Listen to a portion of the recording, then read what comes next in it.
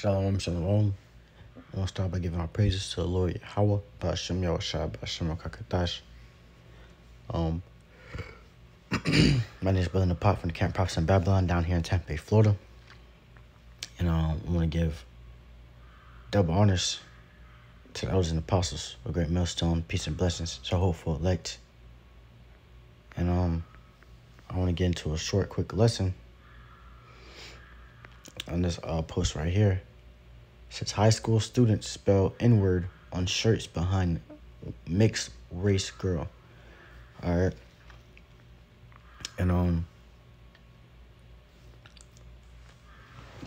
you have it where you have plenty of news articles, showing you how these devils really feel, man, how these devils really are, and Jake still want to be buddy, still want to be up, cool with these devils, man. All right. And whole time they look at you as an ignorant ass nigga, man. All right. And you have a lot of cases where, Jake hang out with Esau. All right. And he end up either, they end up finding out, this person get hanged. Jake get hanged by Esau Edom. You know what I'm saying?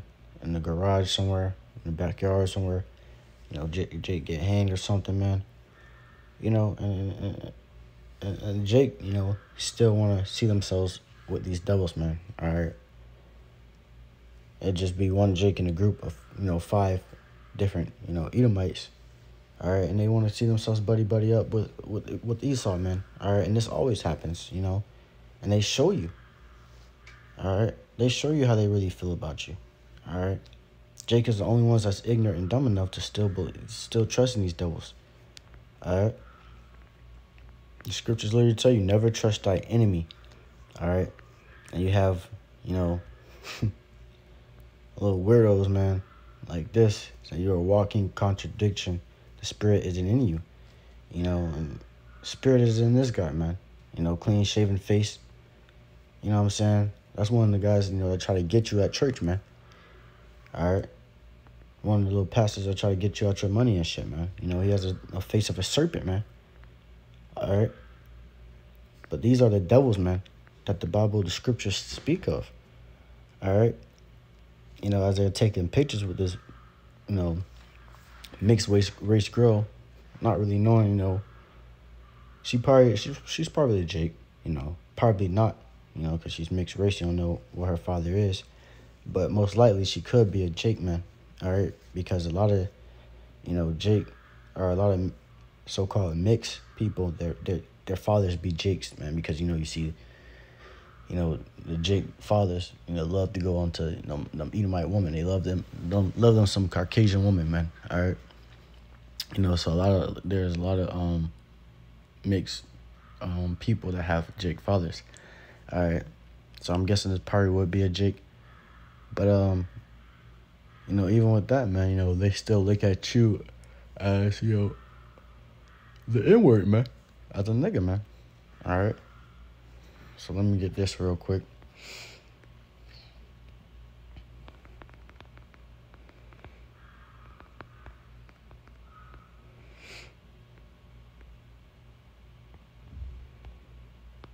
Right here. This is Ecclesiasticus Sirach 12 verses 10. It says, never trust thine enemy, for like as iron rusteth, so is his wickedness. Though he humble himself and go crouching, yet take good heed and beware of him, and thou shalt be unto him as if thou hadst wiped in a looking glass, and thou shalt know that his rust have not been altogether wiped away. All right, so scripture says, never trust thy enemy. Like iron rusteth, so is his wickedness, man. All right. And that's what you're seeing, man. Every time, Jake try to get buddy up with, Esau, or these Edomites, they end up, trusting the enemy. They end up, being cool with Esau, until, You know, and throughout the friendship, best believe, you know, Esau showing his horns. You know, you can't hold it back for too long. You know what I'm saying? But throughout it, you know, throughout the time of their friendship, you know, you'll have it where, you know, that Jake might get hanged or that Jake might be killed by those group of Edomites, man. All right, because the whole time they were racist. Whole time they fucking hated your guts, man. All right, and Jake is so simple enough to still sit there and trust these devils, man. All right. So it says, though he humble himself, go crouching, you know, he come to you in the humble spirit.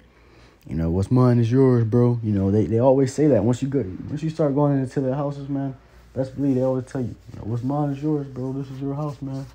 You know what I'm saying? Eat what you want. You know, play whatever game you want to play. Anything, bro. Whatever mine is yours, man. You know, so they come to you going humble, and crouching. You know, to get your trust, man. To gain your trust. It says, yet take good heed and beware of him. Thou shalt be unto him as if thou hast wiped a looking glass, and thou shalt know that his rust hath not been altogether wiped away. Set him not by thee, lest when he overthrow thee, he stand up in thy place. Neither let him sit at thy right hand, lest he seek to take thy seat. And thou at the last remember my words, and be pricked therewith. All right, so don't set this man, you know, next to you, man. All right, because he's going to overthrow you. He's going to try to overthrow you. He's going to do everything in his power to overthrow you. And that's just the nature of Esau, Edom, man. All right, they want to overthrow you, man. All right, when Esau found out that Jake had gotten the blessings from Isaac, he said, from this day on, I seek to kill my brother Jacob. All right, and that's Esau's forefather, man. And best believe that spirit goes throughout all of these Edomites, throughout all Esau. They seek to overthrow you, man. All right, that's their nature, you know. Scripture says, let me get that real quick.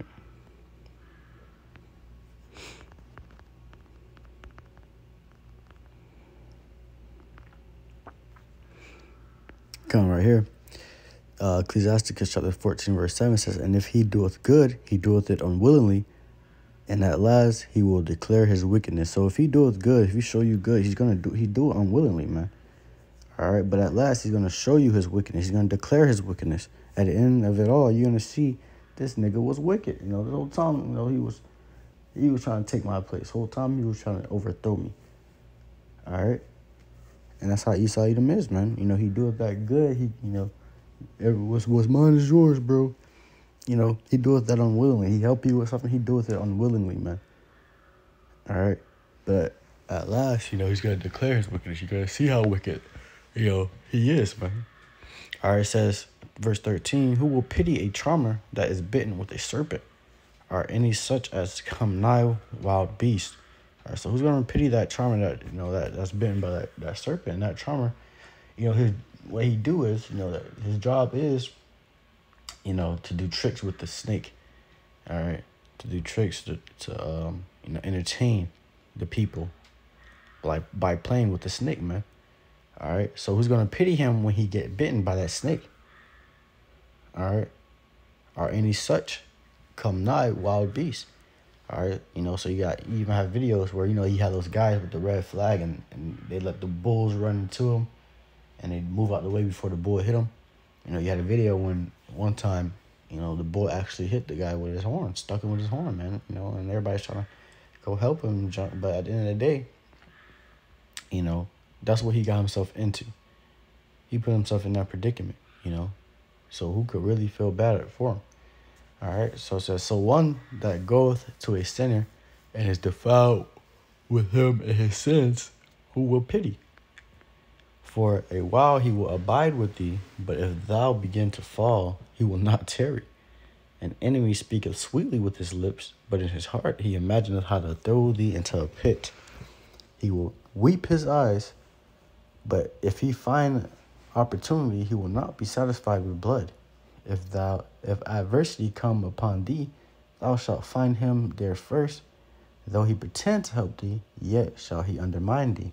All right, so you have this devil, he speaks sweetly with his words, man, but war is in his heart. He imagined how to throw thee into a pit, how to kill you, all right, how to take you out. He will weep his eyes, but when he find that opportunity to be able to take you down, best believe, he will not be satisfied with just blood, man. All right. It says, if adversity come upon thee, thou shalt find him there first. So once you're going through hell, you catching hell, you'll find him there first, man. And though he pretend to help thee, yet he will undermine you. So he's going to try to pretend to help you out, try to get you back up.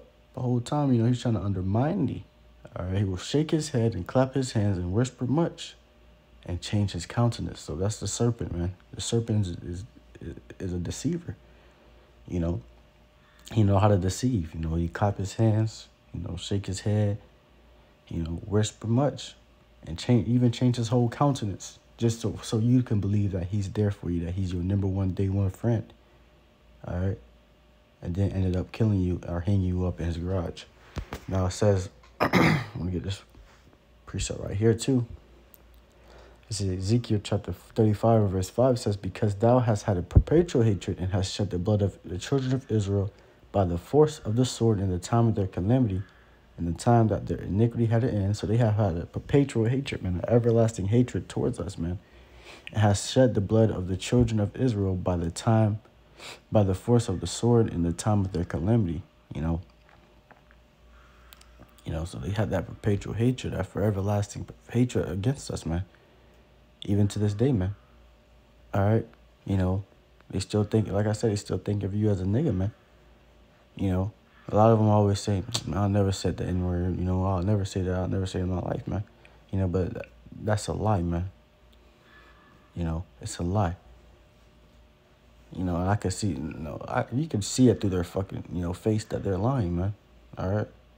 Now, one time I was just, playing with, I was just joking with him, though, but it was a dude in my class.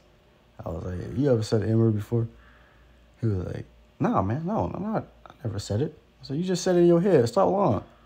He just started laughing because it was right, man. He just said it in his head. He just thought about it in his head, man. So, it says, because thou hast had a perpetual hatred and hast shed the blood of the children of Israel by the force of the sword in the time of their calamity, in the time that their iniquity had an end, therefore, as I live, saith the Lord Yahweh, I will prepare thee unto blood, and blood shall pursue thee. Saith, thou hast not hated blood, even blood shall pursue thee. Thus will I make Mount Seir most desolate, and cut from it him that passeth out, and him that returneth. So, that's what the Lord says, man. Because they have hated us, they shed our blood. They did all these different things, spoiled our land, all these different things unto us. It says, therefore, as I live, saith the Lord Yahweh, I will prepare thee unto blood. All right, so, everything they done unto us, it's going to come back into them, man. Captivity, slavery, mocking, scoffing, everything. They're despoiled of the land, taking our woman. All those things are going to come back into them and more. All right, because of the things that they have done unto the apple of the Lord's eye, man. All right, but that's all I want to get on that. Lord willing, this lesson was edifying to the ones listening in, the hope for elect. I want to give all praises to the Lord Yahweh, Ba'ashem Yahushua, Ba'ashem Kakadash. Once again, peace and blessings to the hope for elect, the bonders, the elders, and apostles, great millstone. Shalom.